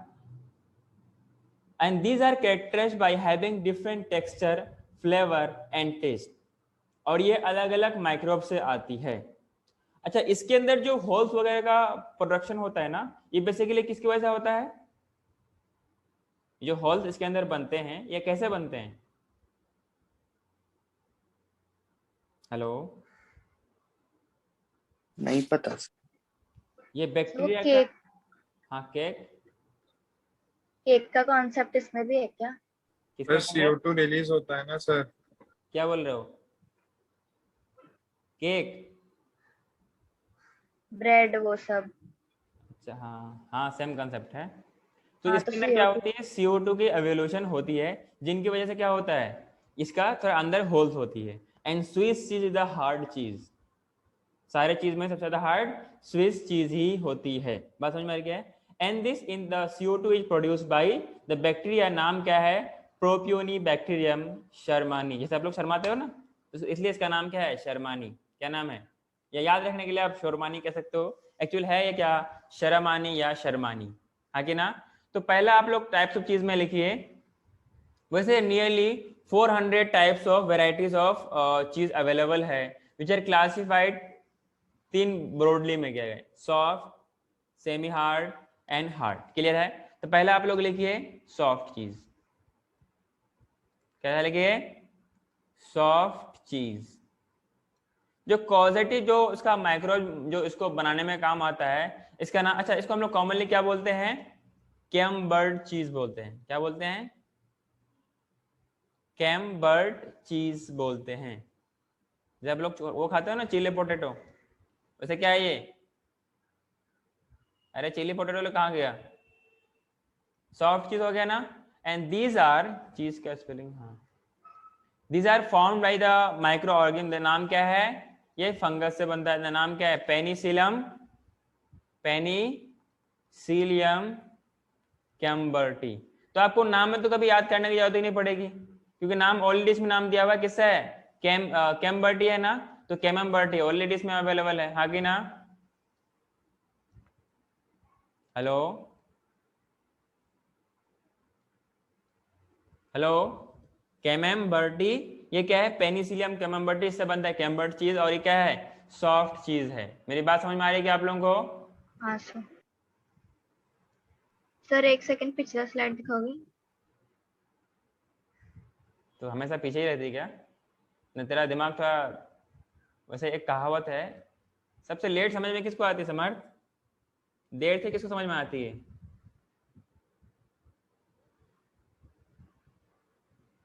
अरे देर से किसको समझ में आती है? ट्यूबलाइट। ट्यूबलाइट। देर से किसको समझ में आती है ये पूछ रहा हूँ। हाँ, नाम बोलो, पता नाम नहीं सर। नाम बोलो, नाम। हाँ सर, गधे को। मैं गधी हूँ। कैमरा तो ऑन करो, देख देख देख देखना चाहता हूँ गधा कैसा है। तुम गधी हो? गधा या गधी? तुम लोग नाराज हो गए तो चलो कोई नहीं, नाराज हो गया क्या कर लोगे? हैं, आगे बढ़ो क्या? ये क्या है? Semi hard. कितने आसानी से कह दिया कि सर मैं गधी हूँ। हरकत तो वैसे करते हो, लेट सर समझ। अभी कोई आंसर ही नहीं दे रहा था गधी का, जो आपको आंसर चाहिए था तो मैंने ही दे दिया। तो जो होता है उसको पता होता है ना। हाँ हाँ, सेमी हार्ड हो गया, ठीक है। सेमी हार्ड को हम लोग क्या बोलते हैं? रोकवी फोर्ड बोलते हैं या रकवी फोर्ड बोलते हैं। बात समझ में आ रही है क्या आपको? ये आपको तीनों नाम आपको अल्टरनेट करके याद रखना, आपको एनसीईआरटी में दिया हुआ, मैंने कोई एक्स्ट्रा नहीं बताया, ठीक है। ये किला वाला रकवी फोर्ड नहीं है, ये कौन सा है? रकवी फोर्ड चीज है। बात समझ में आ रही है? और इसके लिए जो बैक्टीरिया होता है, ये भी क्या फंगस होती है, नाम क्या है? Penicillium, Penicillium roqueforti. तो कुछ पूछ रहा है क्या? हाँ जी। तीसरा है हार्ड चीज। तीसरा क्या है? हार्ड चीज, इसका नाम क्या है? स्विस चीज बोलते हैं। क्या बोलते हैं? Swiss cheese. ये सबसे ज्यादा हार्ड होती है, और जो इसके अंदर जो माइक्रो ऑर्गेनिज्म काम करता है, नाम क्या है? Propionibacterium shermanii. ये आप लोगों की तरह शर्माता रहता है, हाँ कि ना? Propioni bacterium. जैसे एक बच्चा एक क्लास में है जो अपने आप को कुछ कहने में शर्माता ही नहीं, वैसा होना चाहिए ना। मैंने किसी का नाम नहीं लिया, ठीक है। हाँ सर। क्या हाँ सर? आपने किसी का नाम नहीं लिया। हाँ, और मैंने किसी को इंडिकेट भी नहीं किया ना। तो याद रखने के लिए, शर्मानी है तो क्या बोलेंगे? Propionibacterium shermanii. सवाल आपसे पूछा गया हार्ड चीज किससे बनता है, तो it is ripened by Propionibacterium shermanii, या फिर इसको बोलते हैं स्विस चीज बोलते हैं, हाँ कि ना। सेमी हार्ड है, इसको बोलते हैं रकवीफोर्ड चीज, एंड इट इज जो इसके माइक्रोब्स इस्तेमाल होता है, इसका नाम क्या है? पेनिसिलियम रकवीफोर्टी। तीसरा आपके पास सॉफ्ट चीज को बोलते हैं कैम्बर्ट चीज, it is ripened bye Penicillium कैम्बर्टी। मेरी बात समझ में आई क्या? Hello, is it clear to all of you or not? Hello, हाँ सर। सबके सब ना गूंगे हैं, डिफ भी हैं, डम भी हैं, समझे क्या? और ये कहा जाए ब्लंट है। हाँ तो नहीं, सबने लिख लिया क्या? मैं तुम्हें नहीं बोला, जो नहीं बोल रहा है मैंने उसको बोला। नहीं, नहीं लिखा। नहीं नहीं लिखा, जल्दी लिखो।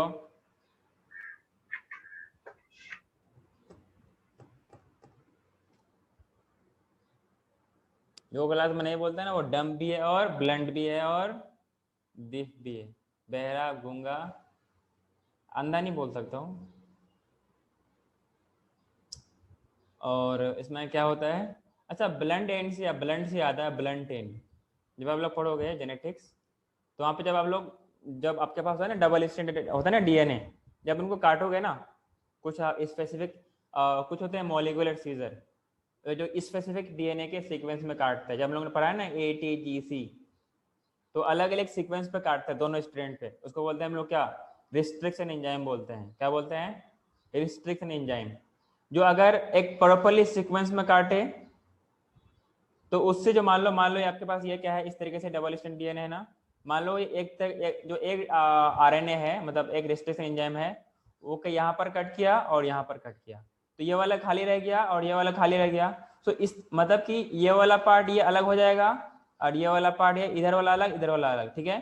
तो ऐसे एंड्स को बोलते हैं स्टिकी एंड्स, हाँ कि ना। पर कुछ रिस्ट्रिक्शन एंजाइम ऐसे होते हैं जो डायरेक्ट सीधा काट देते हैं, बिल्कुल आप लोगों की तरह बेवकूफ की तरह, ठीक है। उसको हम लोग क्या बोलते हैं, जो इस तरीके से जो कटने से एंड बनता है, इसको बोलते हैं ब्लंट एंड। क्या बोलते हैं, इसको बोलते हैं ब्लंट एंड। समझ में आया क्या? तो ब्लंट से याद आया कुछ ऐसा भी होता है, आप लोग पढ़ोगे मॉलिक्यूलर जेनेटिक्स में, ठीक है। पढ़ने में मजा आएगा, इंटरेस्ट लेके पढ़ना, अच्छा लगेगा। आगे बढ़ो, क्या बताइए। हाँ सर। अगर मैं कुछ अदर डेयरी प्रोडक्ट्स की बात करूं, जैसे क्या बनता है, बेकरीज में यूज करते हैं कि नहीं करते? इन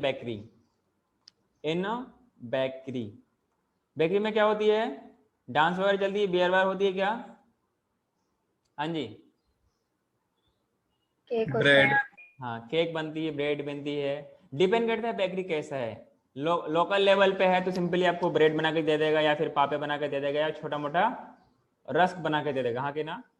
डिपेंड। और अच्छा अगर फैक्ट्री होगा और उससे वेल डेवलप्ड फैक्ट्री होगा तो वहाँ पे अच्छे क्वालिटी की बिस्किट, जैसे कि गुड डे हो गया, आगे ना, कौन सा डे, गुड डे हो गया। और बताइए, पार्ले जी। पार्ले जी, हाँ जी। उसके बाद एक होता है ना आप लोग का फेमस बिस्किट, क्या नाम, ओरियो। जैसे मतलब डिपेंड करता है कि इनके लिए और अच्छा प्रोसेसिंग लगती है, इसलिए इतना छोटा सा पैकेट का दाम कितना होता है, 20 रुपए होते हैं कि नहीं? कितने रुपए होते हैं? 20 रुपए होते हैं। और ये पूरे लार्ज स्केल प्रोडक्शन में होती है, सोचो कितना मेहनत लगती होगी, और आप लोग इतना आसानी से पैकेट फाड़ते हो, खा लेते हो, परसों जहाँ मनता फेंक देते हो, हाँ कि ना, गंदे बच्चों की तरह। सो इससे क्या होती है, पॉल्यूशन भी होती है, पॉपुलेशन नहीं, पॉल्यूशन होती है। सो बेकरी में क्या हो गया आपके पास, यहाँ पे हम लोग क्या करते हैं, पहले जो फ्लोर वगैरह होता है, चाहे तो बिस्किट जनरली आटे से भी बनता है और मैदे से भी बनता है कि ना, डिपेंड करता है टाइप से बिस्किट क्या है, जनरली आटे से बनाई जाती है। अच्छा, ब्रेड वगैरह जो होती है ना, ब्रेड दो तरीके से बनती है, जिसको बोलते हैं चपाती। जो आप लोग ब्रेड खाते हो ना ब्रिटानिया की, वहां पे दो ब्रेड, दो क्वालिटी की आती है, एक आती है ब्राउन, एक आती है व्हाइट वाली। जो व्हाइट वाली होती है वो मैदे से बनती है, और जो ब्राउन वाली होती है वो आटे से बनती है, गेहूं का, है ना। जब उनको गोंदते हैं, मतलब मिक्स करते हैं, तो उसमें क्या मिलाते हैं ना, कुछ ईस्ट पाउडर मिलाते हैं। और सर ये ईस्ट पाउडर कहाँ मिलेगा? सर ये मार्केट में मिलता है, जिसमें आप लोग घर से मंगा करके घर में अपना अपना वेराइटी ऑफ फूड प्रोडक्ट्स बनाते हैं, कि ना। इसमें होता क्या है कि जब इनको आप गोंद कर कुछ देर के लिए छोड़ दोगे ना, तो पहले का वॉल्यूम और बाद का वॉल्यूम दोनों में कुछ डिफरेंस आती है। बात समझ में आ रही है क्या? पहले का वॉल्यूम और बाद का वॉल्यूम में कुछ डिफरेंस आती है due to the evolution of CO2। अगर सवाल आपसे पूछा जाए कि डफ का वॉल्यूम राइज क्यों होता है, जो डफ आपने आटा गूंदा उसको बोलते हैं क्या, डो बोलते हैं, डफ बोलते हैं? डो बोलते हैं। हाँ डो बोला, मैं इजीली समझने के लिए डफ बोलता हूँ। तो उसका वॉल्यूम राइज क्यों होता है? Due to the production of CO2 by Evolution the of sun. CO2 by the production of CO2 by yeast, आगे ना। ईस्ट। हाँ, तो ये ईस्ट क्या करता है, इसको हम लोग बोलते हैं बेकर्स ईस्ट, जो कि बेकरी में यूज करते हैं, हाँ कि ना। और उसको बोलते हैं क्या, ईस्ट पाउडर बोलते हैं। बस समझ में आ रही क्या? ये जो आपके पास in bakery baker's yeast is use, क्या होता है, बेकर्स ईस्ट यूज होता है। और उसका कॉमन नाम आपका, इसका बायोलॉजिकल नेम क्या बताना, अरे बोलो तो, सैक्रोमाइसेस सेरेवेसी। ये नाम बहुत इंपॉर्टेंट है, तुम लोगों के भी नाम से ज्यादा इंपॉर्टेंट है कि ना। बात समझ में आ रही है? अपना नाम भूल जाना पर इसका नाम ना भूलना। लेकिन हाँ, आपको अपना भी नाम नहीं भूलना, क्योंकि आपको एग्जाम में ना जो आता है ना कि OMR शीट, उसमें फिलअप करना पता है, roll number, name, number, mother's name, father's name, date of birth और डेट ऑफ एग्जाम, और नीचे रहेगा OMR शीट। 180 वो रहेंगे, गोले रहेंगे, उसमें से आपको टिक करना है, ठीक है। तो यहाँ पे आपको भी अपना नाम ही लिखना है और पेरेंट्स का भी नाम लिखना होता है, और साइन भी करने होते हैं ना, कुछ इस तरीके से। कोई कैसे करता है मुझे याद नहीं, किसी का साइन थे नहीं, जैसे मैं तो मैं ऐसा ऐसा कर लेता हूँ, ठीक है। लेकिन मैं तो अपना नाम लिखता हूँ, ठीक है। यहाँ पे क्या है, सेरेवेसी क्या है, क्या बोलते हैं इसको, बताइए। सेरेवेसी। सेरेविसी। हाँ, तो ये आपका क्या हो गया, बेकर्स ईस्ट का नाम हो गया, जो क्या करता है, CO2 का इवोल्यूशन करवाता है। अच्छा, आपने ताड़ी वगैरह पिया है क्या? ताड़ी जानते हो, ताड़ी? नहीं। ताड़ी, टोडी नाम सुना है?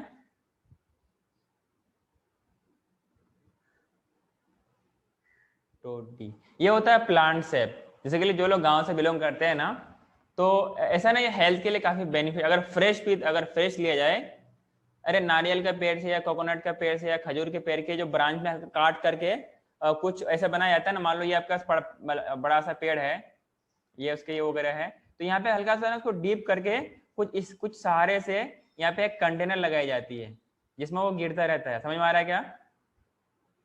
हाँ कि ना? तो यहाँ से जो सैप निकलती है ना, उसको क्या बोलते हैं, टोरडी बोलते हैं। अगर इनको फ्रेश पियो तो हेल्दी है, अगर इसको सड़ाओ गलाओ तो सेहत के लिए फिर इसमें नशा आती है। समझ में आ रही है क्या? उसको हम लोग गाँव में बोलते हैं ताड़ी। तो जो पहले इनिशियली टाइम में क्या होता था, इसको ना मिट्टी के मटके में किया जाता था। किसके मटके में? मिट्टी के बर्तन में। बात समझ में आ रही है? तो कुछ लोग होते थे आप लोगों की तरह शैतान, क्या होते थे, हेलो, कुछ लोग होते हैं आप लोगों की तरह शैतान। वो लोग क्या करते थे, आप लोग वो जानते क्या, गुलेल जानते, गुलेल? गुलेल जानते हो?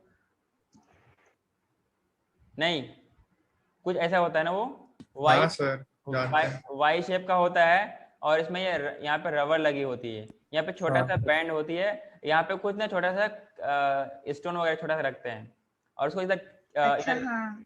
खींच करके उसको निशाने में लगाते हैं, ठीक है ना? तो जब इस केस में मारेगा तो छेद हो जाएगी ये, फिर वो नीचे क्या करते हैं, मुंह लगा पी लेते हैं, या फिर किसी कटोरों में लगे कलेक्ट कर लेते हैं। चोरी करके पी लेता है। जैसे आप लोग ये होते हैं ना बच्चे शैतान जैसे, वो ये सब काम करते हैं, हाँ कि ना? तो गाँव में लोग ऐसा करते हैं। तो बेसिकली इनको प्लांट्स बोलते हैं, क्या बोलते हैं, कोकोनट का सैप बोलते हैं, या फिर खजूर के प्लांट से बनाया जाता है। तो इस तरीके से यहाँ पर किया जाता है। बात समझ में आ रही है आपको? हाँ जी। सो जो अगर फ्रेश पियो तो ठीक है, फ्रेश पियो तो ठीक है। अच्छा, अगर जितना टाइम रखा जाए, अब चिड़िया है, कौवा है और बर्ड्स वगैरह हैं, हो सकता है कभी उसमें पोटी भी कर देना, तो जो लोग आते हैं फिर उनको मिलाकर को मिक्स करके अच्छे से टेस्टी के साथ पी लिया जाता है। और इसमें जितना इसको सड़ाया जाएगा, जितना इसको रखा जाएगा, इतना ही इनको इसमें इसके अंदर नशा आएगा। बस समझ में आ रही क्या आपको?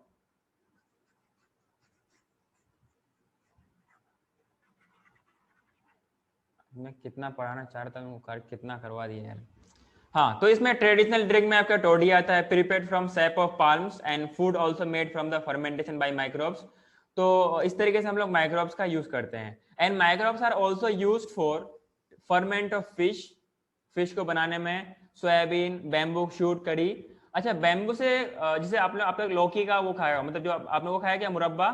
तो मुरब्बा अलग अलग तरीके से बनता है ना, तो उस तरीके से बांस का भी मुरब्बा बनता है। जो इनिशियली यंग बैम्बू होता है ना, तो उनके स्टेम से क्या बनाया जाता है, जब मान लो प्लांट 2-3 फीट का 2-3 मीटर हाइट में वो ग्रो किया है, वैसे उनकी हाइट होती है 3-4 फ्लोर के बराबर। कितनी हाइट होती है? 3-4 फ्लोर के बराबर उनकी हाइट होती है। तो जो अभी 2-3 मीटर भी बड़ा ग्रो किया है, 2-3 मीटर भी हुआ है, तो उनको इनिशियली काट करके क्या बनाते हैं, उसके बैम्बू का मुरब्बा बनाते हैं। क्लियर है क्या? तो इस तरीके आपका, और उसकी जो इनके रूट्स वगैरह होती है ना, इनसे बैम्बू कड़ी बनाई जाती है। बात समझ में आ रही है क्या? तो कुछ साउथ वगैरह में इनको खाया जाता है, और ये डिलीशियस भी होता है। तो हम लोगों ने एक कहानी पढ़ा था क्लास 5 के इंग्लिश बुक में, बैम्बू कड़ी, मतलब बांस के बैम्बू का मतलब क्या होता है, बांस, और इसके जड़ से बनाया जाता है। मेरी बात समझ में आ रही है क्या आपको? हाँ सर। सो माइक्रोब्स को ऐसे यूज करते हैं। अच्छा, अगर आप लोग मोबाइल तो बहुत यूज करते हैं, बहुत लोग ऑनलाइन भी रहते हैं, बहुत लोग यूट्यूब भी चलाते हैं, आगे ना, तो वहां पे एक आपने एड सुना होगा कि बोलते बोलते ये बता देगा कि बिना इडली का सांभर कैसे बनेगा। सुना है क्या? बोलते बोलते ये बता देगा कि बिना इडली का सांभर कैसे बनेगा। याद है क्या? नहीं पता? क्या? अरे, आपने YouTube में कभी एड देखा है कि बिना इडली का मतलब बोलते बोलते बता देगा कि बिना इडली का सांभर कैसे बनेगा? नहीं सुना है? नहीं सर। सुना है, आप लोगों ने ध्यान नहीं दिया होगा ना। उसमें ये भी पूछता है कि बोलते बोलते ये बता देगा कि गोल्ड फिश का साइंटिफिक नेम क्या है। सर गूगल का है। हाँ, मतलब ये वाला याद है पर बिना इडली का सांभर याद नहीं है ना। दोनों एड एक ही साथ आता है। गूगल का एड है, यूट्यूब में आ रहा है, यूट्यूब में आता है। तो मैं यहाँ से आपसे ये पूछना चाह रहा हूँ कि गोल्ड फिश का साइंटिफिक नेम क्या होता है? गोल्ड फिश का साइंटिफिक नेम क्या होता है? मुझे उम्मीद है। हाँ, अरे बोलो तो। गोल्ड फिश का साइंटिफिक नेम क्या होता है? एनीवन? बावले लोग बोलो। एक खप्तुल हवा, सब गोल गोल डब्बे, खाली डब्बे बोलो। नहीं पता सर। किसी को नहीं पता? तो इससे मालूम चला कि तुम लोग कितना पढ़ाई से इंटरेस्टेड हो। अरे सर वहां पे बॉटनिकल नेम पूछा है तो जानना चाहिए कि क्या बोलना, क्या बोलता है। चलो ठीक है, वहां से नहीं तो गूगल कर लेते। ओके गूगल, गोल्ड फिश का साइंटिफिक नाम क्या है? आपको मिल जाएगा वहां पर। बोलते हैं क्रेसियस ऑरेटस। ऐसा नाम सुना होगा आपने प्रचार में, सुना है क्या? क्रेसियस ऑरेटस कहीं पे लिख लीजिए, शायद हो सके सवाल आपसे पूछा जाए। ठीक है, क्रेसियस ऑरेटस। क्योंकि ये मछली जो होती है ना बहुत खूबसूरत होती है, बिल्कुल आप लोगों की तरह। पर आप लोगों की तरह बेकार नहीं होते ये, अच्छे होते हैं, समझदार होते हैं। अपनी खूबसूरती के साथ लोगों का मन बहलाते। समझ में आ रहा है क्या? तो नाम क्या है? Carassius auratus. It is a biological name of gold fish. अच्छा मुझे एक बात बताओ, जब हम लोग बायोलॉजिकल नेम लिखते हैं तो क्या इसका रूल्स क्या होता है?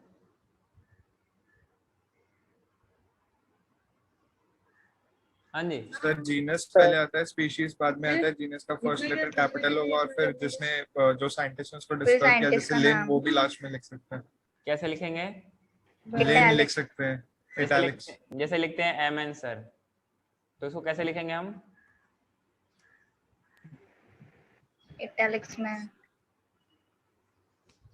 नहीं, वो दो नाम होंगे italics लास्ट में में। लिखोगे। क्या लिखेंगे वो तो मैं तो पूछ रहा हूँ।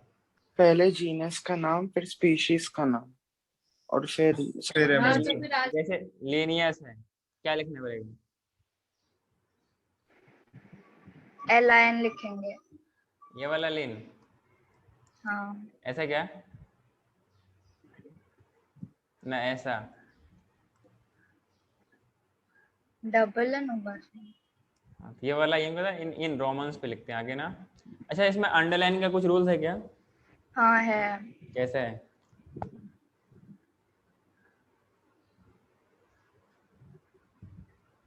बोलो बोलो, शर्मा मत। किसी से कहूंगा निकलने को नहीं आता है। अंडरलाइन करना रहता है। कैसे नहीं, अंडरलाइन करेंगे? जो मैंने किया है सही है ना? नहीं, क्यों? नहीं, कैपिटल में आएगा ना। अरे कैपिटल में तो लिखा हूं ना, क्या दिक्कत है तुम्हें? अंधा हो गया? कैपिटल में तो है। जो मैंने अंडरलाइन किया है, अंडरलाइन सही किया है कि नहीं क्या बताओ? ऐसे तो दोनों करते हैं। कैपिटल होना क्या? चाहिए। नेम का भी इटैलिक्स में होना चाहिए ना। अच्छा हम लोग तो इसको इटलिक्स में लिखेंगे। हाँ। इटलिक्स में कैसे लिखेंगे?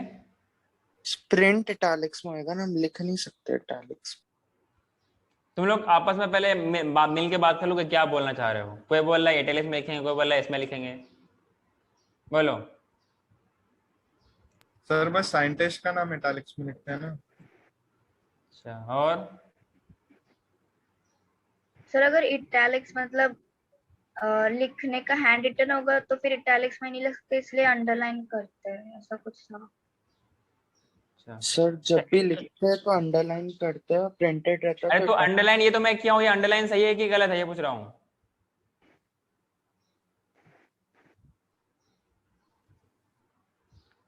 और खाली डब्बे से बोलो ना। दोनों नाम अंडरलाइन करना है क्या दोनों तो सर? किया हूं ना, अंधा हो क्या तुम लोग? दोनों नाम तो अंडरलाइन किया हूं मैं, दिख नहीं रहा आपको?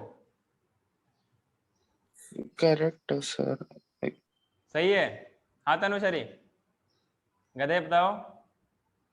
तो वरना वहां से मैं गधी रखूंगा, ठीक है ना? अपने आप को तो मैं गधी बोला है, ये मैंने नहीं बोला। हाँ बोलो, मजाक करो, ऐसा नहीं बोलूंगा। अरे बोलो समर्थ।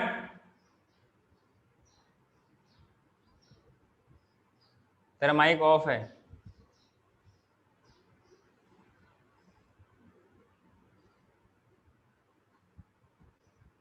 तुम लोग आंसर नहीं करना है, ठीक है? सर करेक्ट है क्या पर? जब तुम लोग को आंसर नहीं है तो मैं करेक्ट रॉन्ग बता के क्या करूँ, जानो तुम लोग। सर मैं कोई बात नहीं। ये हो गया आपके पास बैकर्स, क्या बोलते हैं, सैक्रोमाइसिस सर्विस। इतनी बात लोग समझ में आई क्या? पढ़ते रहना तुम लोग खुद से, तुम लोग सबके साथ ड्रामे बाजो। नेक्स्ट लिखो माइक्रोब्स का यूज इन इंडस्ट्रियल यूज। क्या लिखना है?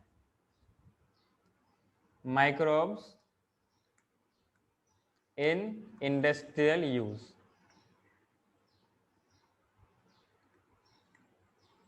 और बोलता है कि सर एक ही क्वेश्चन पूछेंगे, कर लेंगे। जो लिखा तो पता नहीं है, बोले एक ही क्वेश्चन कर लेंगे, ऐसे कर लोगे? इतना आसान होता है क्या? उन्हें सबके सब सरक छाप डॉक्टर नहीं बन जाते? तुम लोग सरक छाप से कम क्या हो? तुम लोग आज समझ में आएगी, कभी आएगी जरूर। अरे हर दो इंसान डॉक्टर नहीं बन जाता तुम अगर तुम्हारी तरह सब सोच रखता तो। पर ऐसा नहीं होता है ना। इसके लिए ना क्या बोलते हैं, मतलब रफ लैंग्वेज में बोलते हैं ना, पिछवाड़े घिसड़ने पड़ते हैं, रगड़ने पड़ते, तब जगह होता है, तब जगह पढ़ाई होती है, समझे? ऐसा नहीं होता। तुम लोग लगता नहीं हो जाएगा, ये तुम लोगों की गलत फहमी है, तुम लोगों की जीएफ है। जीएफ मैंने एक दोस्त से सीखा था, ठीक है ना? मैं तो वही सोचा जो तुम लोग समझते हो, पर बात मालूम चल गया ऐसा नहीं, ऐसा होता है। ये तुम लोगों की गलत फहमी की, तुम लोग सोचा कि कर लेंगे। रूल्स ऑफ नेमिंग तो बोल नहीं सके, कैसा क्वेश्चन कर लोगे? ये क्वेश्चन पूछा गया है, जो मैंने अंडरलाइन किया था वो तरीका गलत था। सर दोनों से सेपरेटली अंडरलाइन होता है ना, बस वही। तुम लोग नेगेटिव पढ़ चुके ना, दोबारा नीट में एक ही बार चांस मिलता है बबल करने के लिए, फिर अगले साल एक साल बाद दोगे, ठीक है? लिख के इटैलिक्स पे था, लेटिन पे क्यों लिखते हैं हम लोग इसको? लेटिन लैंग्वेज पे क्यों उसको डिराइव करते हैं? क्योंकि वर्ल्ड वाइड वो एक्सेप्टेड हो, जैसे अलग अलग लैंग्वेज। इंग्लिश पे लिखेंगे तो वर्ल्ड वाइड एक्सेप्टेड नहीं होगा। Because Latin is a dead language, उसमें अभी और वेरिएशंस नहीं आ सकते। तो क्या मतलब, क्यों, क्या मतलब इसका? डेड लैंग्वेज से क्या मतलब है? तो तुम्हारे भी नाम हम लोग मतलब अभी जो तुम्हारे भी नाम हम नई लोग लैंग्वेज डेड जैसे, लैंग्वेज से लिख लेंगे, चलेगा क्या? नहीं सर, जैसे मतलब इंग्लिश है वो बोलते हैं, उसमें वेरिएशंस आती है विद टाइम, उसमें कुछ नहीं आएगी बिकॉज वो अभी यूज ही नहीं होती है ना। तो इससे बायोलॉजिकल नेम से क्या मतलब है? तो क्योंकि मतलब वो जो नाम है वो कभी चेंज नहीं होगा, वो वही रहेगा। अच्छा ठीक है। अच्छा अंडरलाइन करने का क्या रूल है? तो तो दोनों इतना को डिटेल में सेपरेट। याद नहीं है सर, वो रिवाइज नहीं किया है, मतलब कर लेंगे, हो जाएगा, ये सब तो डिफिकल्ट जी चीज नहीं है। आप बोलो बोलो। सर दो होते हैं ना वर्ड्स, तो फिर ये वर्ड एक अंडरलाइन बीच में गैप होता है, फिर अंडरलाइन होता है दूसरे वर्ड स्पीशीज। पहले आप चश्मा ठीक कर लो फिर बोलो। वो चश्मा ठीक कर रहे हो तो फिर बोल रहे हो तो। हाँ आप बोलो। हाँ सर बोला, दोनों वर्ड्स को सेपरेटली अंडरलाइन कर। चाहे इटैलिक्स पे लिखो, इटैलिक्स आपको ये कहेगा कि ये कैसा है, लैटिन ओरिजिन। बात समझ में आ रही है क्या? मतलब तिरछे पे लिखते हैं, और जो नाम रहेगा वो हमेशा रोमन पे लिखा रहता है। बात समझ में आ रही है? हमेशा रोमन पे उसके नाम लिखे जाते हैं। हाँ जी। साथ ही साथ में जो भी इसके अंदर हम लोग तरीका लिखते हैं, और जो चाहे इटैलिक्स पे लिखो या हैंड रिटन लिखो, दोनों को सेपरेटली अंडरलाइन करते हैं, ठीक है? Both are separately underline. नाम को भी अंडरलाइन करते हैं क्या? नहीं। नहीं सर। कंफर्म? हाँ भूमिका क्लास में ही तो हो। हाँ सर, नाम को नहीं करता है। हाँ सर। तुम सब रेडियो को तो तुम सुन रही हो ना, मतलब ये हाँ क्या बोलते हैं, सुन रहे हैं एफएम रेनबो, और 90 कोई भी फ्रीक्वेंसी बोल लेता है, और सुनते रहिए आरजे नवेद का गाना, हाँ जी, ये सब में आपका नहीं करना है, फिर बोलना है, ठीक है? बोलोगे नहीं फिर कुछ नहीं हो पाएगा। अच्छा एक बात और बताइए आप लोग, बाइनोमियल सिस्टम दिया था किसने? लीनियस। ठीक है, उसने क्या किया था? अच्छा अपने पास नॉन नंबर ऑफ स्पेसिस कितने हैं, मतलब इस यूनिवर्स पे टोटल नंबर ऑफ स्पेसिस कितनी है? टोटल नंबर ऑफ 1.8 मिलियन ऐसा कुछ है, 1.7। ऐसा कुछ है, मैंने पूछा टोटल नंबर ऑफ 1.7 है। Total number of species in the universe कितनी है? बोलो। यस बोलो ना यस सर, क्या बोलूं मैं सर, तुमको? यस। हाँ तो बोलो ना, आगे आंसर में चाहिए ना, यस सर क्या कर रहे हैं? 1.7 मिलियन, 1.8 मिलियन। तुमने मेरा सवाल सुना मैंने क्या बोला? मैंने बोला total number of species exist in the universe.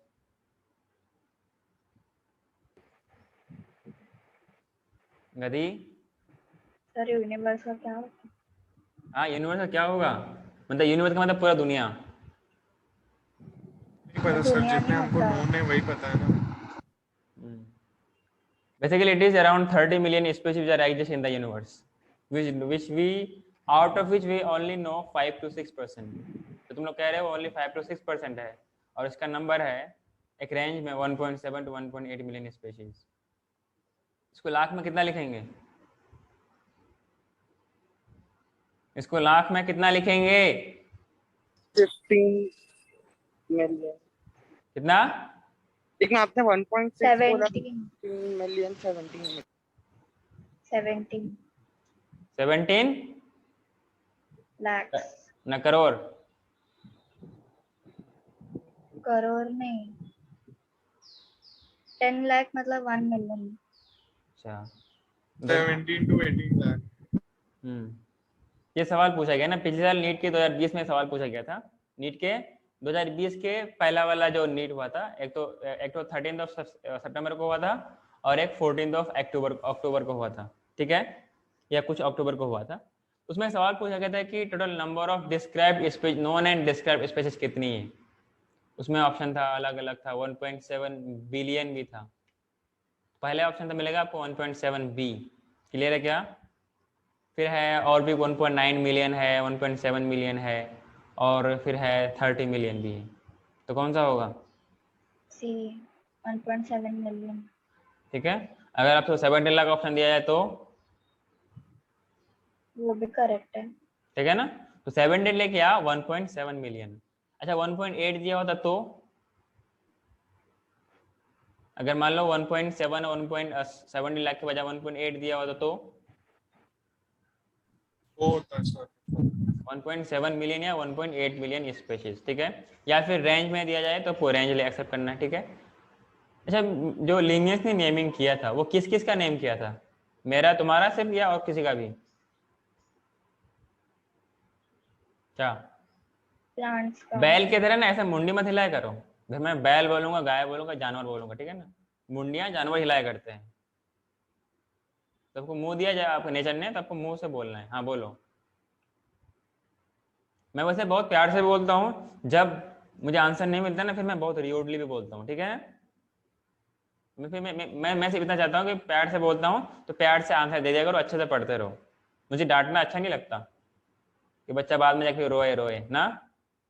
हम रोएंगे कितना हमें मालूम नहीं था, हाँ जी, फिर ये गाना गाते रहोगे, सुनते रहोगे, समझे क्या? याद है क्या? हम रोएंगे कितना हमें मालूम नहीं था। जो लिनियस ने नेमिंग किया था वो सारे के सारे प्लांट्स के, सारे सारे के एनिमल्स के नेमिंग कर लिया था, ठीक है ना। ये जो मैंने डाटा दिया 1.7 1.8 मिलियन स्पीशीज, ये पूरे एग्जिस्टिंग का 5 to 6% ही है। मतलब इसी को अब तक हम लोग जानते हैं और इसी का अब तक डिस्क्रिप्शन हुआ है, मतलब नेमिंग वगैरह इसी का सब कुछ हुआ है, कि टैक्सोनॉमी इन्हीं का सबका हुआ है। बाद बाकी सबके सब भी बहुत सारे अननोन स्पीशीज बाकी है। तो अच्छा बाइनोमियल नोमेनक्लेचर, इसका एग्जिस्टेंस कब आया था? फर्स्ट टाइम एग्जिस्टेंस कब आया था?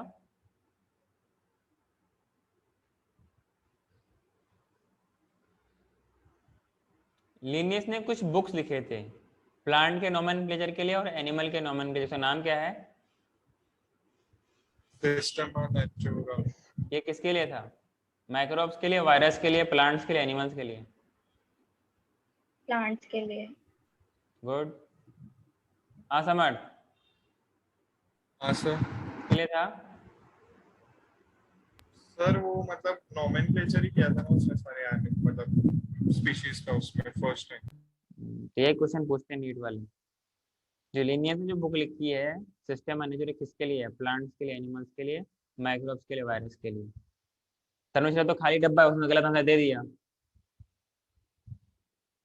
इस system and Natura was the book for animal nomenclature. इनकी पब्लिशमेंट कब हुई थी?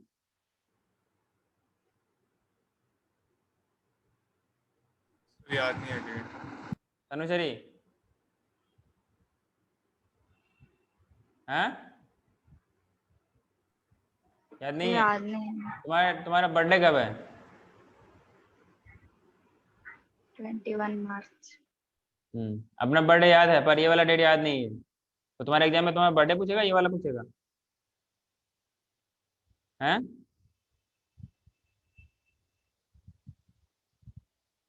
क्या पूछेगा? बर्थडे, तुम्हारा बर्थडे या फिर ये वाला डेट पूछेगा? डेट। फिर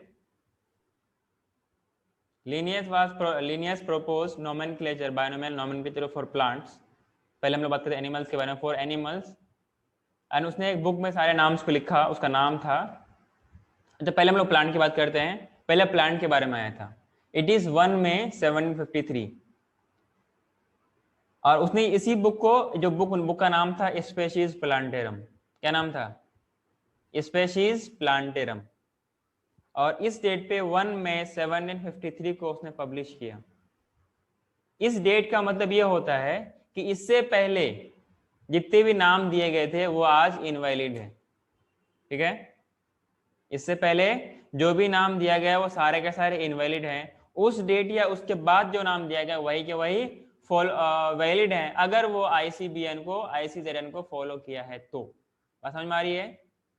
वहीं पर एक बुक है system and natura, it was also written by Linnaeus, जिसमें एनिमल्स के नोमेनक्लेचर हैं। इसमें क्या है?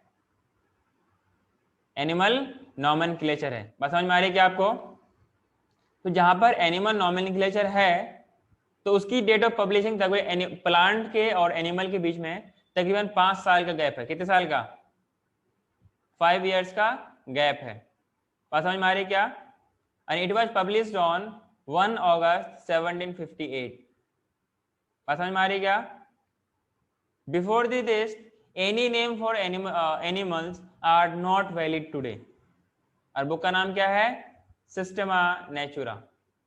हाँ जी, सिस्टमा नेचुरा। नेचुरा। तो कैसे तो लोग कर लेगा यार?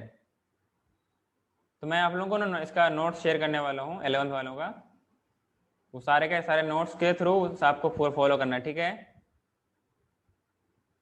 जानवर की तरह मत रहा करो, थोड़ा इंसान के रह के थोड़ा पढ़ लो। तनुषा तुम्हारा कैमरा ऑफ क्यों है?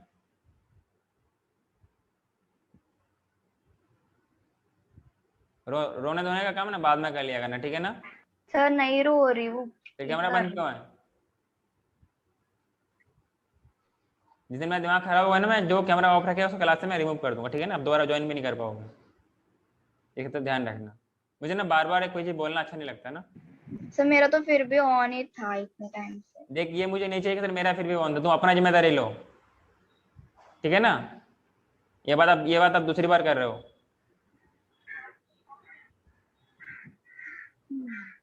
आप अपनी जिम्मेदारी लो, दूसरा क्या उसको छोड़ो। उसके लिए मैं रिस्पॉन्सिबल हूँ, ठीक है ना? मैं सबसे कह रहा हूँ ज्यादा दिन में दिमाग खराब हो मैं उसको क्लास से रिमूव कर दूंगा, ठीक है ना? फिर आप इसको कंप्लेन करना हो कंप्लेन करते रहना।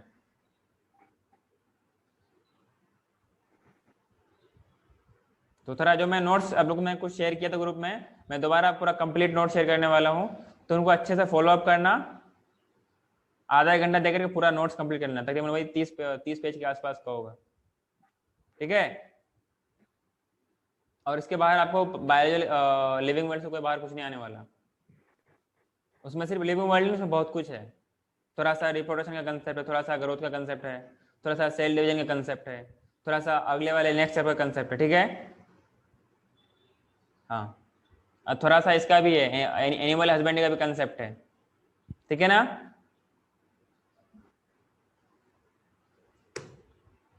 तो आज के लिए यहीं पे रखते हैं। अब अभी हम लोग कोई क्लास है क्या?